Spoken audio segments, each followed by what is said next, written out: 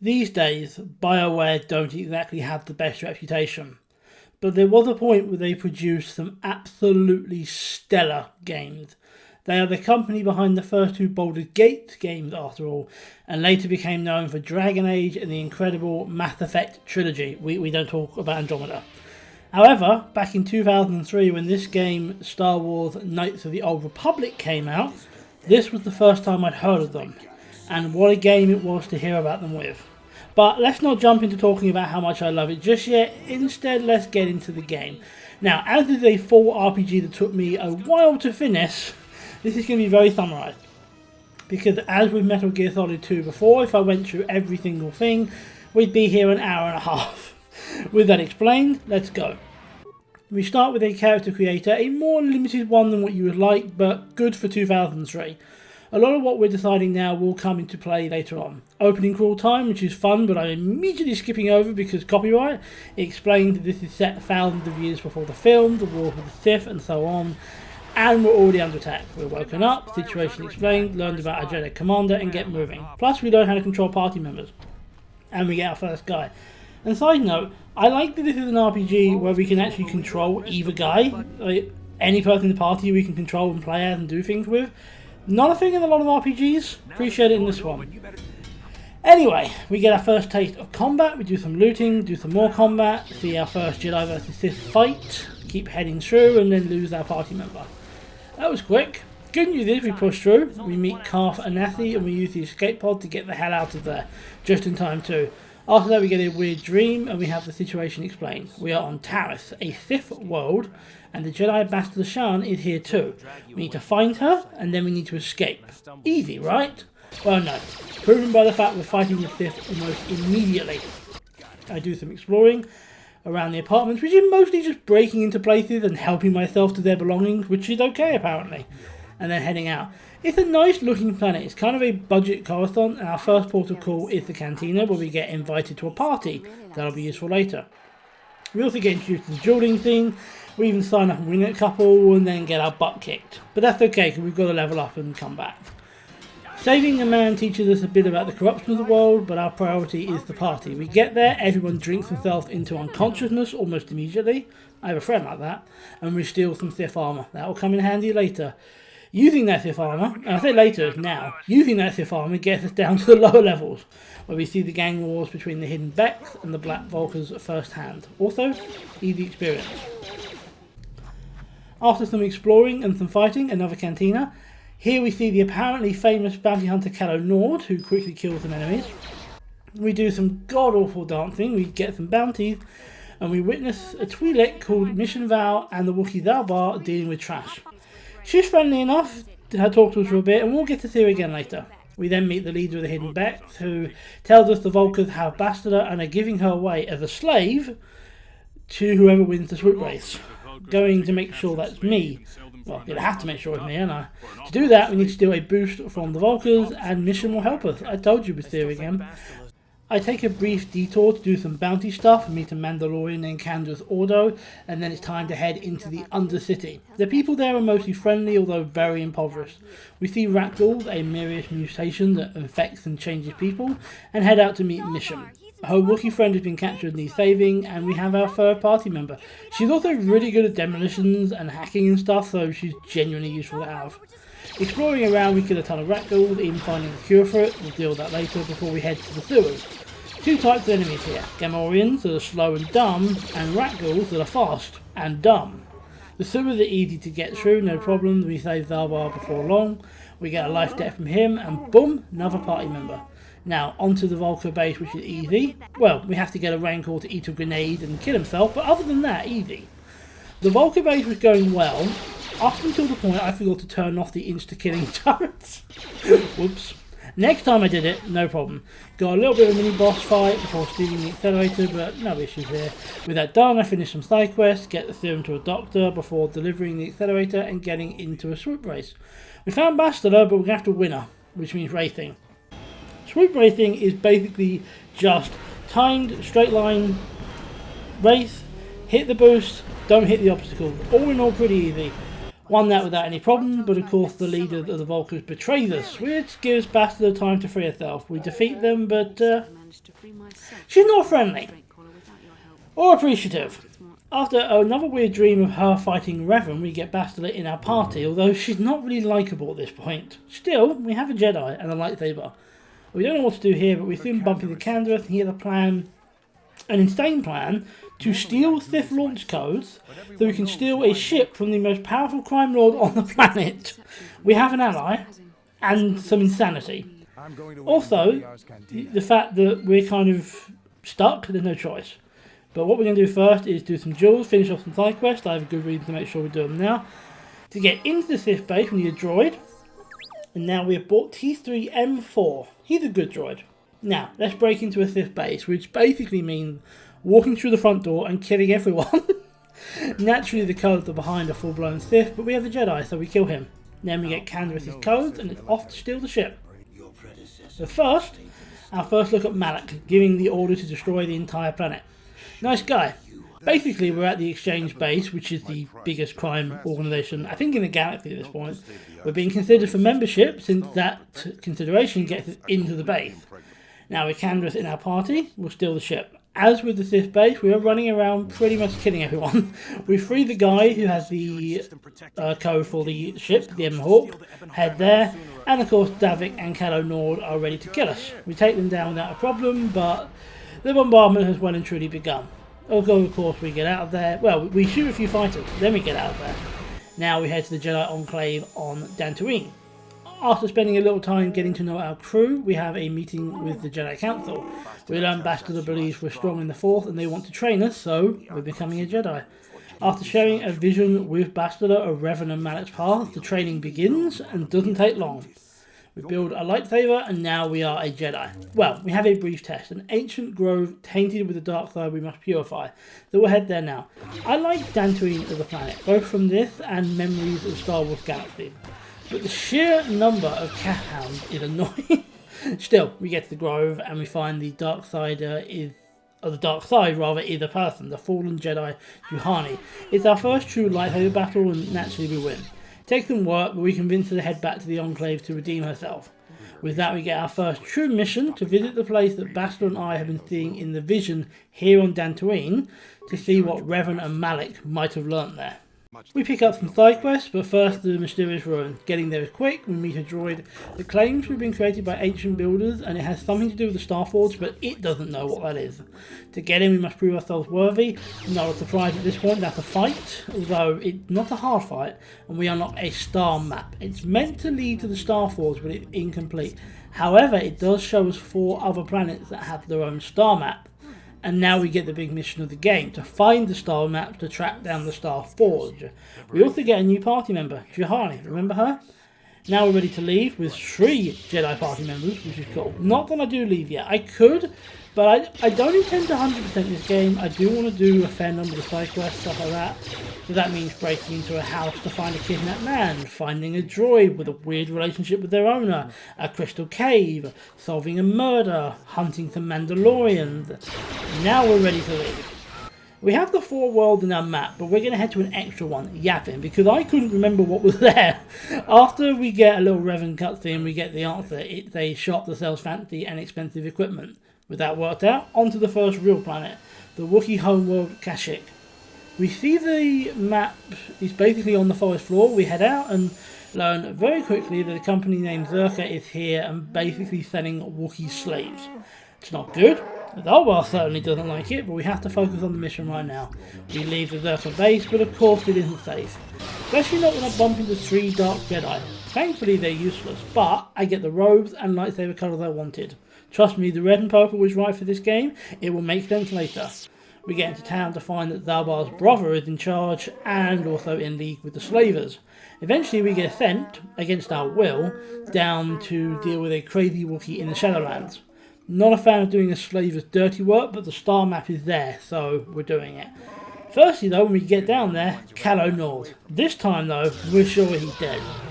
Now the Shadowlands. What I didn't expect to find here was an old Jedi, but we did. He's very cryptic, very cantankerous and very old, and he wants us to handle his problem without violence. However, due to mostly hitting the wrong buttons, we choose violent. Although he still joined us. That's right, another party member. Honestly though, he's my least favourite of the Jedi we recruit, so I won't be using him much, but we still have him.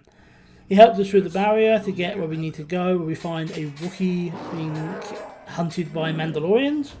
We also meet one that we fight who turns out to be Zarba's father, still alive, not enslaved, and also not mad. We help him, we find the Blade of Bukka to help prove his claim, superstitious stuff, but it helped us stick it to the slaver that I'm game. Before that though, we find the star map. The hologram there doesn't like us much, and after failing its test, we get attacked. Apparently that was enough to prove ourselves, and boom, star map. Now we kill a Rancor-esque creature to get the blade, kill the Mandalorian, and head back. Suffice to say, there's a fight. Also suffice to say, we don't back the slavers.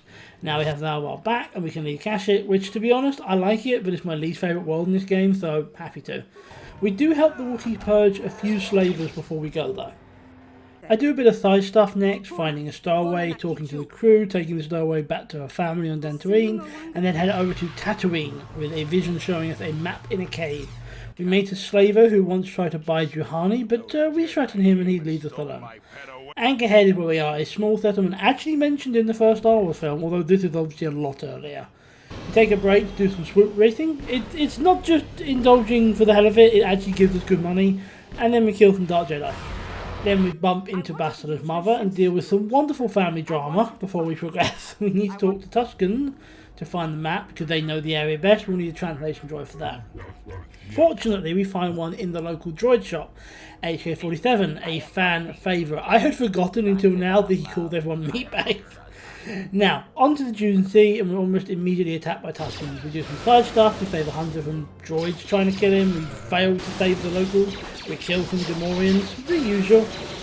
Then we slaughter an ungodly amount of Tuskens and steal their clothes, as one does on a Thursday night, and use that to get into the Tusken base. We get into the base, and also we have our clothes taken. Well now, we get dressed, and, well, we will get dressed, but we get him some moisture evaporators, which he wants for helping us, and he'll give us the information we need. He tells us where to go. Where we need to go is actually quite harmless, if one ignores the giant crate dragon up ahead. This man wish he had. Our map is behind him, so we'll need to kill him. Mines do the trick, we need some bait, and Banthos will do it. That does upset the local Tuskens a little, so we massacre them. That gets us the giant dragon to come out, so the mines can kill it. It's almost a shame we couldn't do it by hand. More importantly though, we have found the star map. After a little more side quest stuff, like helping Bastila through her family drama, we head to the next place, Korriban, the homeworld of the Sith. More Malak cutscenes, learning his apprentice is now after us, and that the star map is in some ancient tomb. For this one though, Bastila can't come due to being a somewhat famous Jedi. We have Jolee though, so we still have 3 Jedi. I debate who to take, and I end up not even taking Jolee. I actually take HK-47. We need to join the academy, but we need this lady's approval, which we failed to get. Fortunately, we just need a medallion, so I picked one up off a corpse of someone I killed, and now I join the Sith Academy. In the right way, really, too. Before we can do that, or before we can do what we need to do, rather, we need to progress in the academy. Euphora, the woman we failed with earlier, wants our help to kill her master, and we will find the star map with her. It's actually part of the final test, so I was right. Reciting the Sith code gets us some points, although HK-47's suggestion could also be an idea. It's very Sith-like. Interrogating a man for valuable information and then killing the interrogator so he can't steal the credit also helps. For the rest, we'll need to search in the Valley of the Dark Lords. You know, once we kill Darth Bandi and Malak's apprentice. In a cave, we find some former apprentices of the Sith and save them, but we'll tell the Master we killed them, so he'll like us. Next up, clearing the tomb of Marco Ragnos, which has a battle droid problem. A very easy problem. Next to the tomb of Tulak Nord, which has an insane old man in it. An insane old Sith, though, so he's hard, but now he's dead. Ajunta Paul's tomb, where we meet Ajunta Paul. Our attempt to turn him failed. We get his sword, which is what we wanted. And now we are in Nagasado's tomb. Now we have our final test. It's hard. These things are difficult to solo. But with some luck and strategy, I get them. And I get the star map. And then to top it off, we kill the master. And then the new master wants us dead, of course. We don't convince her to come back to the light, but she does let us go, which is something. Now it's time for the final planet, Manam. Actually, no, it's our destination, but we get caught by the Sith instead. We meet Carstar's mentor, we get tortured by him for the fun of it. While he's being held though, HK-47 will get us out, and we're playing as him. It involves a lot of blasting meatbags, which is his favourite thing to do, and then he gets us out. And what's more, we're in our underwear. This happens a lot. Once we finally have some clothes again, we'll make our way to the bridge to get the tracks being disabled, and of course it means cutting our way through a lot of soldiers. You know, for a Jedi we do a lot of killing. I also do a spacewalk, which is interesting because it's a way around the locked door. It's different, I like that. We finally get to the bridge, more fighting against Carth's mentor, and when he's dying, he tells Carth a secret, but of course we are not allowed to know it yet. But that's okay because we get a bit busy meeting Darth Malak. He reminds us of a truth we've forgotten. Wait for it. Yeah, we are Darth Revan, although I guess now just Revan. Side note, this is why I went for the lightsaber choice I did, because that's Revan's colours, that's the official canon Revan colours. We finally get everything explained to us, but it doesn't change our mind, and now we're having a fight. Malak was honestly easier than expected. He gives us another phase that isn't any more difficult until he disables us. Bastila holds him off, we have time to escape, we get out of there, but without our main Jedi. My friends seem to be mostly okay with me being Revan, which is good because we have one more star map to get.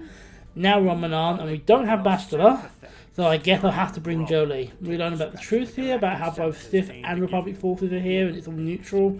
I always like Manaan as a planet, mostly because it's a unique world that doesn't really appear, I don't think, in any other game or book or anything, but the citizens are a bit rude. Still, we pick up a few side quests and some things to do. We spend some time doing those side quests, like trying to prove a murderer innocent. He actually is guilty, but that's okay because we do a terrible job of it. Then we head to the Republic Embassy to help them because they'll help us find the star map. Before that though, more swoop racing because who needs to save the galaxy when we can just go racing?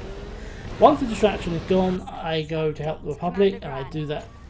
Well, I don't do it successfully yet. I go to help the Republic because they will get us a submersible down to a base where the map is supposed to be near. To do so, we have to find a droid captured by the Sith and make sure they didn't learn anything. And of course, that's in the Sith Embassy. And of course, that means fighting. Fun fact, second Sith Embassy I've gone through and massacred all the inhabitants. Find submersible without any real issue, make some side quest progress, and as I leave, I get arrested immediately for violating Manaan law and committing many murders, but as I found a data pad with the Sith plans to conquer Manaan, I'm allowed to leave immediately. After finishing off some more side quests, I head down to the Republic Embassy and get a submersible. Now we're getting somewhere. A cowardly merc tells us about insane Selkath, which we encountered some before long. As they're mostly unarmed though, not that hard. What's fun here is that we actually get to walk around underwater in a suit. I think this might be the only Star Wars game that lets you walk underwater, and I appreciate it. We meet a friend too, but unfortunately he met a shark. We have weapons that we can get through though. We find some people to help us get to the star map, either by destroying the equipment making the sharks mad, or by poisoning a giant shark, possibly a load of other things as well. Easy choice really. Blowing up is a bit of a puzzle. Once we get there, we get past the giant shark, and there it is, the star map, and now we know where we're going. The game called it the Unknown World, but Star Wars fans will know it as Lehon. When we get back to the surface, we get arrested and also banished from Manaan, but I have no intention of coming back anyway, because it's off to Lehon now. We get a cutscene of Bastila being tortured before we arrive, and that's the Starforge. Also, the ship gets brought down, which is less than ideal. But hey, we were coming here anyway. As soon as we arrive, we're attacked by some rather odd aliens, but then we meet some. They know us, of course, and they are very primitive. They want our help destroying their enemies. We agree, but of course we're lying. We meet the elders who actually know what's going on, and we agree genuinely to help them rescue their people. He said he would prefer it without violence, but as we're attacked as soon as we enter the other base, not really an option. Still, we get the man saved, we send him home, and it's agreed we'll go to the temple and we have to do it alone. We do agree. They start the process, but Juhani and Jolee interrupt, and it's agreed they can come with us, which I'm happy about. And we see Malak again, looking a little different, and now we're up in the temple. We find a computer that recognises us and allows us access to the upper level that has Bastila, and not the Bastila we know, because Malak was successful in turning her to the dark side. That means the fight. I expected her to be hard, and she just wasn't. She tried to turn me, but she failed. And fun fact, you can choose to turn at this point and become a Sith, overthrow Malak, take control, blah blah blah. That is a choice you have, but I didn't make it. She fails, she flees to the Starforge. We have what we need to follow her though, so if we leave, the Republic have arrived to destroy it, but they can't get anywhere near. It's decided that they'll send Jedi into the Starforge to neutralise Bastila and her battle meditation so the fleet can get in and destroy it. Naturally, we're going in. It wasn't a surprise we had to fight Dark Jedi as soon as we got there before Malak sends droids to defeat us. The apprentice didn't believe they'd be good enough, and he was right. But this is where it gets hard, because he then throws his whole army at us. Up until this point, this game hasn't been difficult, and there's a massive difficulty spike right here. It's just sheer numbers. You kill like half a dozen guys, and then half a dozen more turn up. And I die a lot. It took every trick in the book to beat my way through, only to be massacred again. And then again, every time you run into like 3 or 4 enemies, I can guarantee you a dozen more will turn up before the fight is over. There's difficult and then there's just stupid, and this is my least favourite part of the game, because this falls into the stupid category. Still, I make progress. I even get the best robe in the game, until we eventually learn that Bastila herself has been sent after us. Considering how hard the enemies were, this major boss battle will be a nightmare, right? Wrong. It was easy. I mean, she healed a few times, but I never really was in danger. We beat her, declare our love for her, very un-Jedi-like, and redeem her, very Jedi-like, with Bastila then using her battle meditation to turn the tide of the battle in favour of the Republic. Next up is Malak himself. He wants to test our skills against a bunch of droids, but we can just beat our way through the door and head up and skip the droids. So we did. Now it's time for the final battle, and he slaughters me. There's strategy to this though. First, lightsaber attacks rarely hit him, but force attacks are quite effective. Secondly, when he gets down a bit, he drains these Jedi corpses to restore himself, but once he's done it once, we can run around and destroy all of them, so he can't do it again. Once I do that, I'm then just running around. Specifically, I'm running around the room, occasionally doing damage and letting the force recharge until I can hit him again. I keep repeating that until I finally take the bastard down. Malak realises how wrong he was, but it's too late, because now he's dead, and the Republic takes the chance to blast the hell out of the Starforge, enough to send it plummeting down into the sun. Naturally, we got away, and here we are, getting a medal with a big hero, all that, and that is the end of the game. It has been a long one, but I've been wanting to play this game for a while. I haven't properly played it since I was a teenager, and I was wondering how it would come across. And it does still hold up, sort of. Being that it's from 2003, the combat is a bit limited and a bit repetitive, and yeah, that repetitiveness is across the game. But it's still fun. The story is still solid. There's a good variety of worlds and people with no 2 locations and areas being the same. And it was a fun Star Wars experience that managed to do so while having no connection to the events of the film. I would recommend it to any Star Wars fan then, and bearing in mind it's a 23-year-old game and it looks and plays its age, I would still recommend it now. And that is Star Wars Knights of the Old Republic, a game that definitely is still worth playing. I hope this does get a remake eventually. One is supposed to be in the works, and I'll stream it if it comes out, but it's been in the works for years with no sign of a release date, just an occasional, oh yeah, we're still doing it.